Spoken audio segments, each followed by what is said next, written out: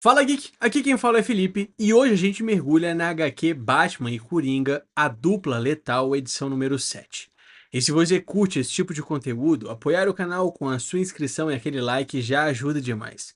Agora, se quiser ver os vídeos assim que são postados, antes de todo mundo, é só se tornar membro geek do canal por apenas R$ 3,99.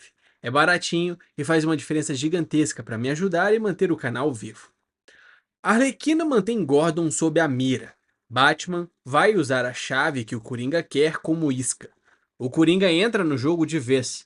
Provoca como se estivesse voltando ao velho hábito de torturar o herói com conversa e riso. E admite que quase temeu que aquela parceria não rendesse um final digno. Batman acerta um golpe forte o suficiente para quebrar a mandíbula do Coringa. Juntos, caem rumo às profundezas daquele buraco. Mesmo machucado, o Coringa volta a agir primeiro e tenta retomar o ritmo do confronto com sarcasmo. Ele decide, em voz e em prática, que aquela falsa dinâmica de dupla acabou. Batman reage arremessando ele. O Coringa se levanta sangrando e sorrindo e agora está armado. O Coringa acerta Batman com força suficiente para arrancar sangue. Batman insiste, se levanta e volta para cima, derrubando o Coringa. Em paralelo, a Arlequina não larga Gordon e pergunta se o Coringa está bem. O Coringa reaparece então, tomando um mata-leão do Batman e responde com deboche que nunca esteve melhor. O Coringa, com uma pedra na mão, atinge o maxilar de Batman. Enquanto fala sem parar, ele tenta justificar o caos e ainda faz comentários cínicos sobre Gordon. Batman intercepta o ataque e corta a ofensiva, segurando o braço do Coringa e preparando o próximo golpe. Batman interrompe a torrente de palavras com um soco pesado e uma ordem seca para o Coringa calar a boca, e o vilão cai cuspindo sangue e dentes.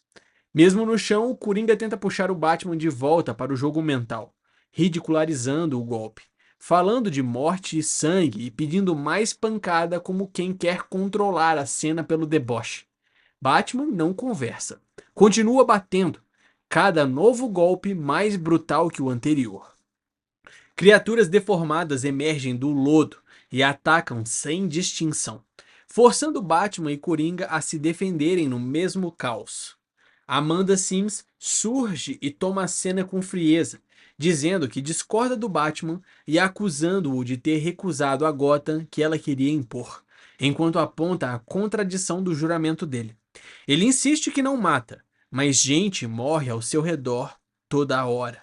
Enquanto Batman é pressionado pela Horda, ela muda o foco para o Coringa e o sentencia como traidor, chamando-o de irredimível e prometendo punição. A Arlequina reaparece atirando sem freio. Por alguns segundos isso funciona. Batman ganha um respiro. Ferido e pressionado, admite que errou ao perceber que aquela intervenção não viraria o jogo. Ele calcula rápido, mesmo enfraquecida, as criaturas ainda estão dominando no número e na força, e o tempo que a Arlequina comprou é mínimo. Batman aceita que não dá para vencer na troca direta e declara que vai usar a sua última carta. As explosões começam e o lugar inteiro vira ameaça. Batman revela que estão no fundo de um sistema de metrô abandonado sob o East River, fechado porque falhas de projetos poderiam causar um colapso estrutural massivo. Ele explica que estudou os planos, marcou os pontos vulneráveis e que dentro da mochila do Coringa havia cargas explosivas capazes de serem plantadas e detonadas à distância. A opção nuclear que ele guardava para quando tudo saísse do controle. Batman age com comando frio e direto. Eles precisam subir agora, porque em segundos aquilo vai virar uma cova inundada. Batman encara o próprio abismo interno, reconhece que, minutos atrás, quase cruzou a linha que jurou nunca cruzar e reafirma que não vai se tornar aquilo que caça. Arlequina e Coringa procuram um lugar seguro. Batman tenta alcançar os dois, gritando os nomes deles, mas a correnteza explode pelos túneis e separa o grupo. Amanda Sims reage com fúria. A água faz o que os punhos não estavam conseguindo. Dispersa a horda. Arlequina grita para o Batman que ela e o Coringa estão ali, enquanto Batman responde que está indo. Mas Amanda aparece por trás e age como predadora. Ela crava os dedos no Batman, puxa para baixo e exige que ele seja levado com ela. Depois do colapso, a Arlequina e o Coringa ficam ilhados. Eles avistam Batman, que tenta salvar os dois com uma ordem direta. Coringa, pega minha mão, eu puxo vocês. O Coringa recusa, não por teimosia teatral, mas porque ele está segurando algo e não vai largar. O resultado é imediato. A corrente de água separa eles. A própria estrutura onde Batman se agarrava cede e ele percebe que não tem onde segurar. Mas é então que Gordon aparece. Mesmo ferido, ele agarra o Batman e afirma que o pegou, puxando-o para o ponto mais estável no meio da enchente. Gordon confirma que consegue andar e, se for preciso, correr. O chão cede de vez e o caos engole o que restava. Batman não deixa Jim seguir o mesmo destino. Ele o puxa para longe da borda que se abre. Gordon, tentando juntar as peças, pergunta pelo Coringa, e o Batman responde sem fantasia: eles precisam assumir que o Coringa sobreviveu. E se sobreviveu, agora está mais perigoso do que nunca, porque tem a chave. Com Gordon encaminhado para o atendimento e sob escolta, Batman já pensa no que vem a seguir. O rádio da polícia então puxa ele de volta para o presente com um chamado urgente: assalto em andamento no First Gotham Bank. Suspeitos armados e extremamente perigosos. Batman não hesita e vai. E ao chegar, percebe que aquilo não era um roubo comum. Batman confirma ao ver o compartimento vazio. O alvo real era outra coisa. Batman explica a Alfred por que o protocolo ESG existe e por que ele precisa ser acionado agora. Gotham entra em contenção. O Coringa está vivo e ele sabe que Bruce é o Batman. O protocolo ESG foi criado como salvaguarda para o cenário em que um inimigo descobre que Bruce Wayne é o Batman. Porque nesse momento, qualquer pessoa ligada a Wayne vira alvo em potencial. Para blindar o público e criar uma narrativa controlada, ele ordena que uma história de ameaça terrorista contra o Wayne Enterprises seja colocada de pé, justificando evacuações, interdições, presença policial ostensiva e a ação coordenada de autoridades. Tudo com provas plantadas e testemunhos que sustentem a versão diante da mídia. Bruce fica na mansão sob os cuidados de Alfred, que lhe serve chá e relata que até o momento o protocolo está funcionando e não há sinais concretos de ameaça imediata. Bruce, porém, não consegue se prender ao tudo sob controle, porque sabe que o perigo é justamente o tempo. O Coringa pode esperar e escolher o momento perfeito. Ele olha para os números e pergunta quanto a fundação já gastou em indenizações e danos, e entende que a conta não é só financeira. A presença do Coringa nos sistemas reforça o motivo do isolamento, e Bruce fecha o raciocínio com um peso difícil de engolir. Centenas já foram impactadas pelas ações dele, e agora milhares vivem com medo porque o pior psicopata de Gotham conhece o seu segredo. Alfred admite que talvez a crítica anterior tenha fundamento, mas diz que Bruce está sendo duro demais consigo mesmo. Bruce não recua. Ele lembra do juramento de nunca matar e assume que, mesmo sem intenção, pessoas morreram, e ele carrega isso como responsabilidade. Alfred tenta puxar a realidade do que aconteceu nos túneis e questiona o quanto aquelas criaturas eram humanas, mas Bruce não aceita esse atalho moral. Ele insiste que poderia ter feito mais e então confessa o ponto mais perigoso. Ele quase matou o Coringa. A reação de Bruce é decidir treinar mais, trabalhar mais duro, construir ferramentas melhores para ser o protetor que Gotham precisa. Alfred corrige o rumo. Nem toda batalha se vence com arma e preparo.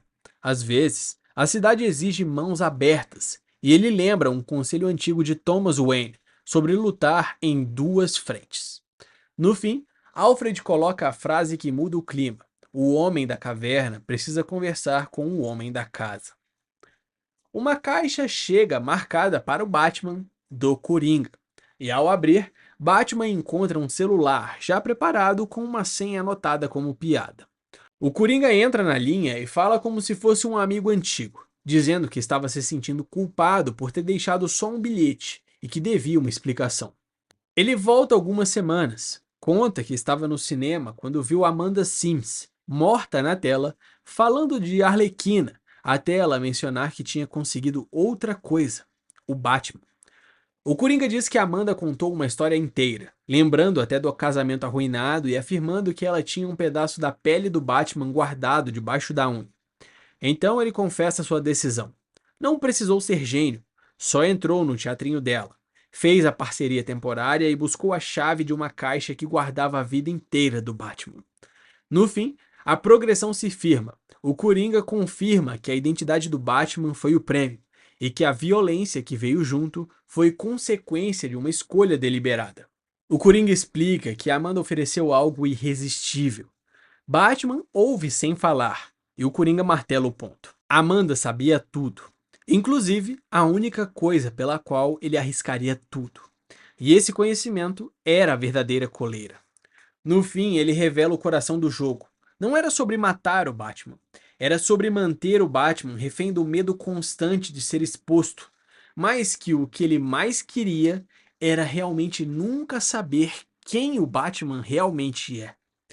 O Coringa se coloca e coloca Batman no topo da cadeia alimentar, dizendo que eles não têm iguais, e reforça a ideia doentia de posse.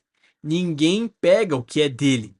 Em seguida, chama a Arlequina para ir embora, pede que Batman não fique com ciúmes e encerra com desprezo, enquanto Batman fica sozinho com a cidade e o silêncio. Bruce Wayne transforma o pós-desastre em anúncio público.